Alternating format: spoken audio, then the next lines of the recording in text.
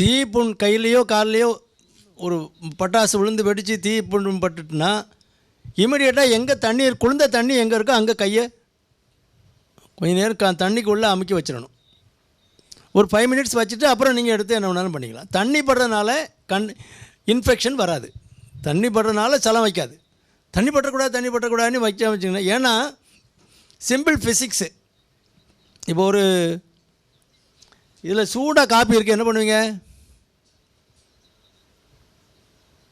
ஆற்றுறீங்கள, இன்னொரு பாத்திரத்தில் ஊற்றுறீங்க. அப்போ என்ன பண்ணுது? இதில் உள்ள சூடு காற்றுல போயிடுது, இந்த இடம் குளிர்ந்துருது. திரும்ப இதில் ஊற்றுறீங்க, அப்போ என்ன பண்ணுது? அந்த ஹீட்டை இது எடுத்துக்குது. அப்போ எக்ஸ்சேஞ்சு காற்றில் போகும்போது காற்றுக்கும் இதுக்கும் உள்ள அந்த எக்ஸ்சேஞ்ச் ஆகுது. அதே மாதிரி தண்ணியில் நீங்கள் இந்த இடத்துல பயங்கர ஹீட் இருக்கும். காயம் பட்டுதுன்னா, தீ காயம் பட்டுனா ஹீட் இருக்கும். தண்ணிக்குள்ளே முக்கி வச்சிங்கன்னா அந்த ரேடியண்ட் ஹீட்டு, இந்த ஹீட்டு அங்கே தண்ணிக்குள்ளே போயிடும். அப்போ டிஷ்யூ டேமேஜ் குறையும், ஒரு மேலட்டால் போயிடும். அந்த தீ காயம் வந்து உள்ள வரைக்கும் டேமேஜ் பண்ணாது. உள்ளுக்குள்ளே உள்ள ஸ்ட்ரக்சர்ஸ் எல்லாம் சேஃபாக பாதுகாப்பாக இருக்கும். எடுத்த உடனே நீங்கள் காயம் பட்டுடுச்சு, தீ பட்டுடுச்சுன்னா நீங்கள் தண்ணிக்குள்ளே முக்கி வச்சுக்கணும். எங்கே தண்ணி இருக்கோ, இல்லைனா ரன்னிங் வாட்டர் இருக்குது, டேப் இருக்குன்னா அப்படியே டேப்பை திறந்து விட்டு அப்படியே பிடிச்சிக்கணும். ஒரு 10-5 நிமிஷம் பிடிச்சிட்டு அதுக்கப்புறம் நீங்கள் என்ன வேணாலும் வைத்தியம் பண்ணிக்கலாம். பிறகு நீங்கள் டாக்டரை பார்த்து ஊசி போட, ஆயின்மெண்ட் அப்ளை பண்ண, உள்ளுக்குள்ளே மாத்திரை கொடுக்க, அதெல்லாம் செய்துக்கலாம். துணியில் பிடிச்சிட்டுனா என்ன பண்ணணும்?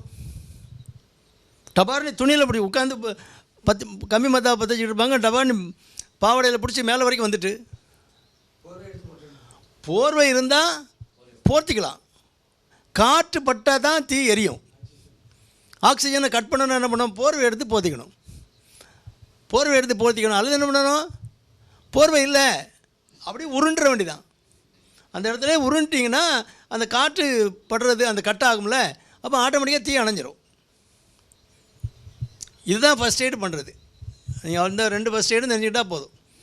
தண்ணியில் படுறது ஒன்றும் கெடுதல் கிடையாது, இன்ஃபெக்ஷன் வராது, அது தெரிஞ்சுக்கணும். சிலர் வந்து புண்ணு இருந்தால் அதில் தண்ணியே படக்கூடாதும்பாங்க. தண்ணியை விட்டு தரவை வாஷ் பண்ணலாம், எல்லா புண்ணையும் வாஷ் பண்ணலாம், கழுவிட்டு தான் மருந்து போடணும். அப்போ அதில் டெப்ரீஸ் இருக்கும், அதில் அந்த கெட்ட திசுக்கள்லாம் இருக்கும்ல, அதெல்லாம் வாஷ் பண்ணி க்ளீனாக எடுத்துகிட்டு தான் கையை வச்சு வாஷ் பண்ணுறது நல்லது. க்ளவ் போட்டுட்டு கையை வச்சு நல்லா வாஷ் பண்ணால் நமக்கு என்ன நிலைமையில் இருக்குது புண்ணுங்கிறது தெரியும்.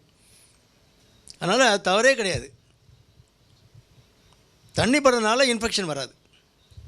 நல்ல துப்புரவான தண்ணி வச்சு கழுவிக்கலாம்.